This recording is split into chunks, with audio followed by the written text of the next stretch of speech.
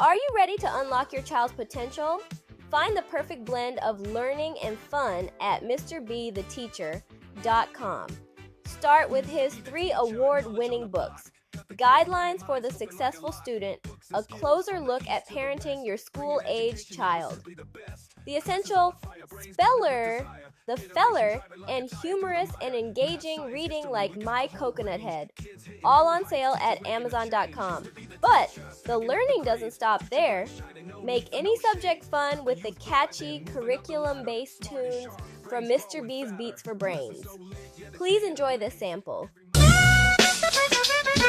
There are different ways to counting knowledge is fiction. Time saves 9. 9 times 1 is 9 or 9. 9 times 2 is 1 8 or 18. 9 times 3 is 2 7 or 27. 9 times 4 is 3 6 or 36. 9 times 5 is 4 5 or 45. 9 times 6 is 5 4 or 54. 9 times 7 is 6 3 is 63. 9 times 8 is 7 2 or 72. 9 times 9 is 8 1 or 81. 9 times 10 is 9 0 or 90. 9 times 11 is 99. And 9 times 12 is 108. The digit in the ones decreases by 1. The digit in the tens increases by 1. Have fun. The sum of the digits adds up to 9. Now I have saved you some time. Look here. Time for us to count in 10. So let's start counting. Is your child ready to see real academic growth?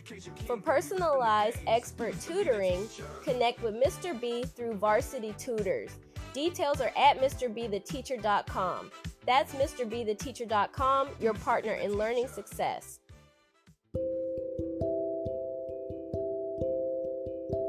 You're listening to A Teaching Moment with Mr. B. Good afternoon, ladies and gentlemen. And this is yours truly, Mr. B the Teacher, also Steve Burgess, coming to you with another teaching moment with Mr. B. In this 53rd episode, podcast number 53, the topic is, why does your child know every song but forget their notes? Why does your child know every song but they forget their notes? They forget what they're learning. Let me begin with this opening question and statement. Your child can sing every lyric to their favorite songs, right? Whether it's pop song, any kind of song, R&B song, any kind of song. Your child knows how to sing every lyric to their favorite song, but they forget what they studied 10 minutes ago. Why is that? Have you ever wondered as a parent why that is? Well, we're going to explore this question in this podcast. Here are some main points you need to know about music. The power of repetition and emotion is so vital to our students' learning ability. The power of repetition and emotion. And you might say, well, why is it that my student knows every syllable, every lyric to their favorite artist's song? It's because music sticks. The rhythm in the music sticks with the student. And this is why I teach education in songs. I use songs that I've written to help facilitate my students' learning, especially of difficult concepts like division and subtraction with regrouping. I have songs that you can find on MrBTheTeacher.com in the song stall, my Mr. B's Beats for Brains section. But music sticks because it's repeated constantly, and it has rhythm and patterns, and it connects to their emotions. It might help them to feel confident. It might help them to feel excited. Certain songs might make students cry or make them laugh. So they respond to it in different ways. So there's power in repetition and emotions. Number 2, how come school learning doesn't stick with the student then? Okay, their favorite song sticks with them. They remember the lyrics for days, for months, for years. But how come school learning doesn't have the same effect? Because there is not enough repetition.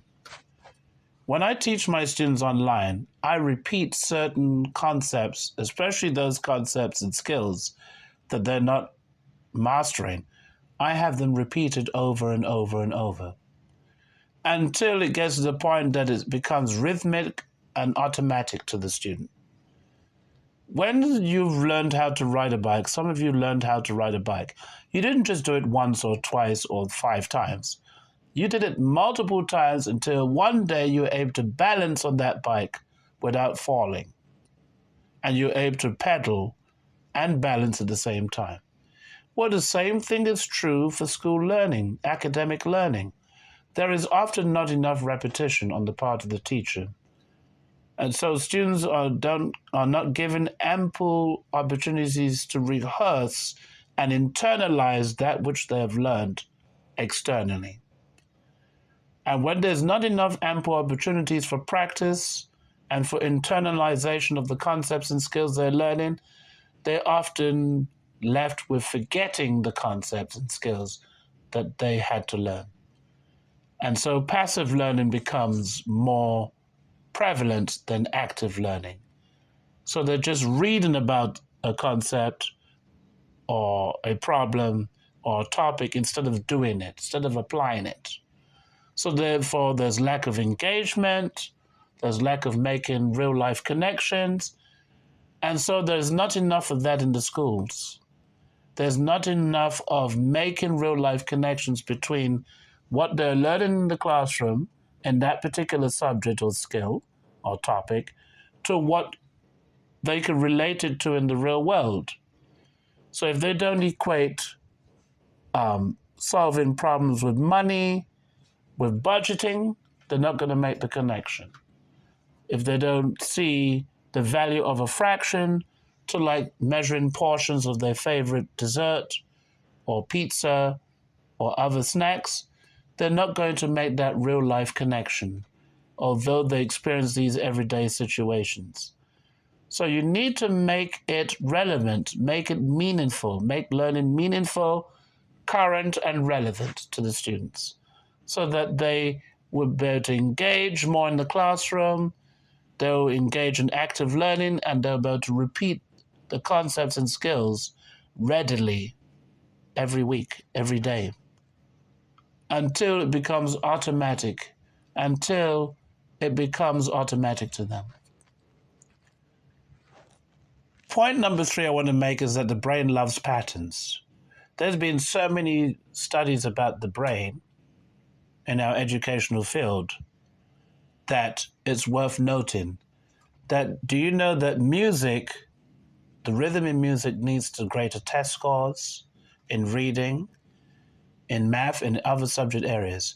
When students could learn patterns and rhythm to concepts and skills, even mnemonic devices they may use, it helps them to retain because it connects dendrites in their brains that will therefore help them to remember and replicate that which they have learned over and over again.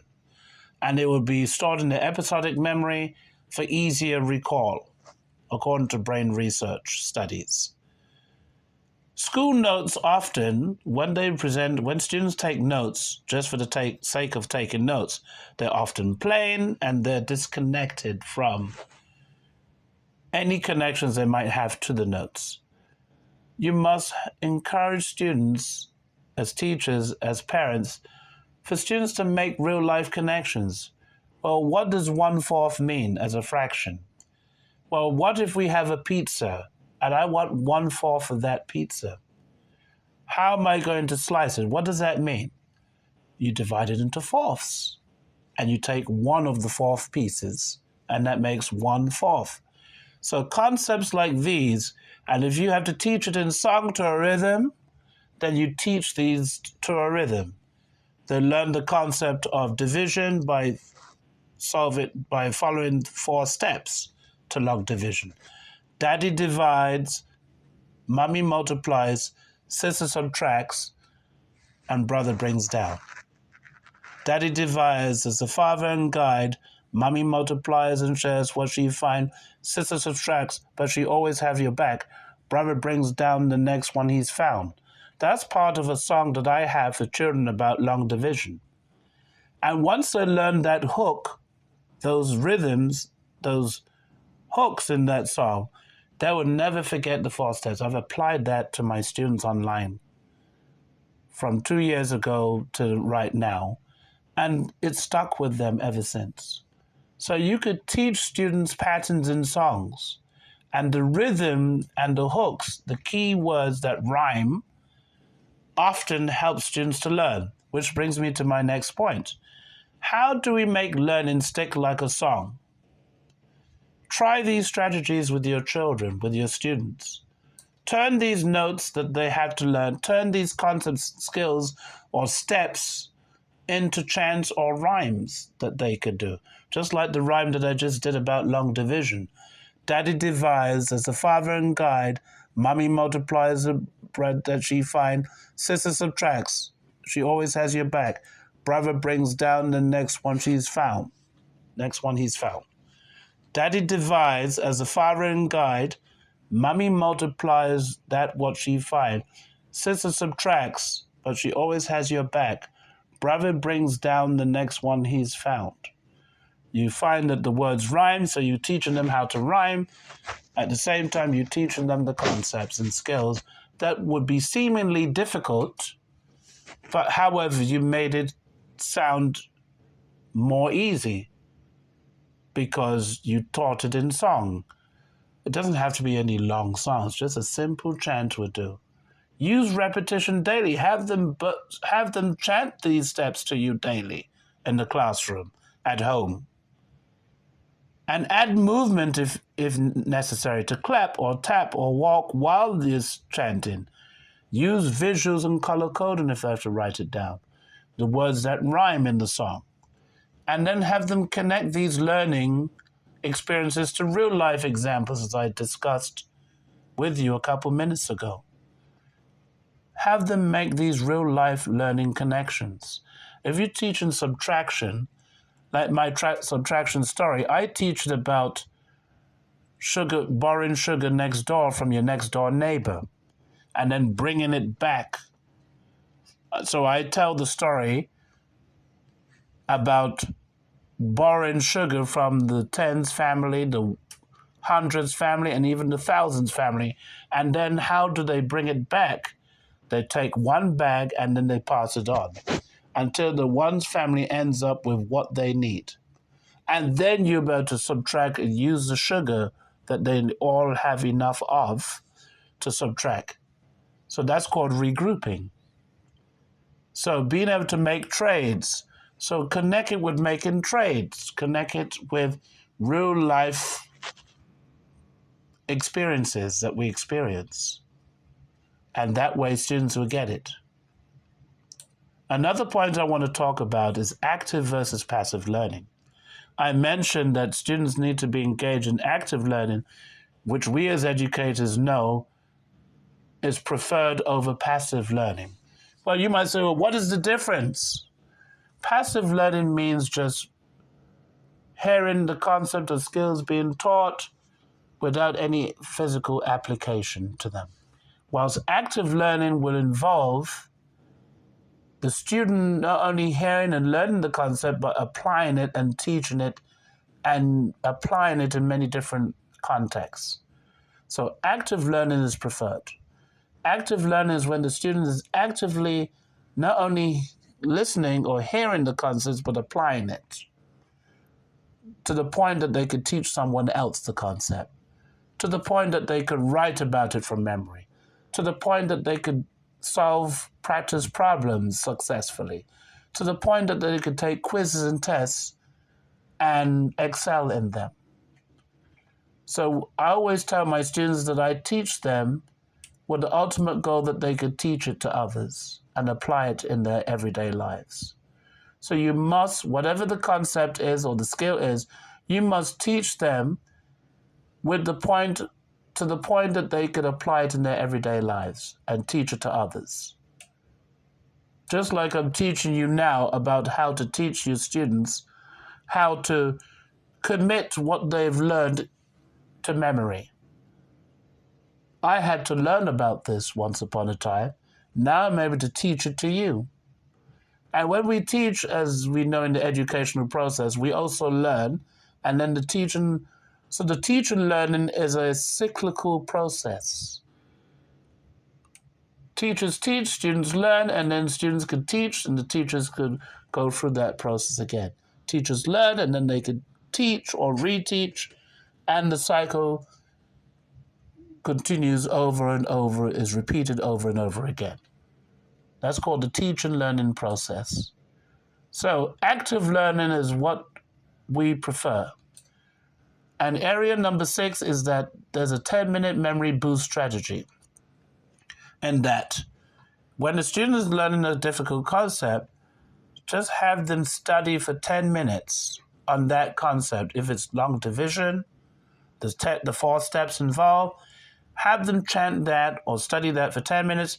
Then you take a quick break, and then you review again, and then at a later time you repeat that concept or skill. Have them recall that later and have exit tickets, or revisit the concept the next day and see if they remember the next week. I do that with my students online all the time when I teach them. I have them learn the concept, such as the long division steps, and then later in the session I might say, by the way, what are the 4 steps? Sing that chant again and see if they can recall that. Because research shows that that students on the elementary level especially could only retain information for 20 minutes. They only are focused for like 20 minutes in every 1 hour instruction. The first 20 minutes, and then need a break after 20 minutes. They get agitated and they lose focus. And for younger students, it's even less than that. For older students, it's a little more than 20 minutes they could focus for. But for every 1 hour of lecture, we told, your brain naturally goes idle for at least 10 minutes out of that lecture. That's why what you say in the first 10 minutes and the last 10 minutes are very important if you're giving a speech. The first 5 minutes and the last 5 minutes, depending on the length of the speech. But try that 10-minute strategy boost as well. So here's how I close this message about your child learning the concepts and skills just like they know every song that they like. If your child can memorize songs by their favorite artists, they can learn anything. We just need to teach them how their brain works. We need to teach the students how to learn and use rhymes and rhythm and use patterns, mnemonic devices. My mother just served us 9 pizzas to teach them the order of the planets, from the closest to the sun to the furthest away from the sun in our solar system. And have them do a chant about that. Have them do chants about the stages in the life cycle of any living thing. Whatever it takes for them to learn, have them learn it through song, because many of our students are into music, and this is part of the modern day pop culture. And so if they could learn every lyric to their favorite pop artists in this pop culture we live in, they could learn the concepts and skills that they're learning in school in every subject area. So thank you very much, everyone, for taking the time to listen to this podcast, number 53, Why Does Your Child Know Every Song But Forget Their Notes, Forget What They Learn in School? Well, I told you the answer. The answer is that they can learn through rhythm and music. Thank you very much for listening. And as the African proverb says, it takes a village to raise a child. Thank you so much, everybody, and I'll see you in the next podcast. Bye-bye.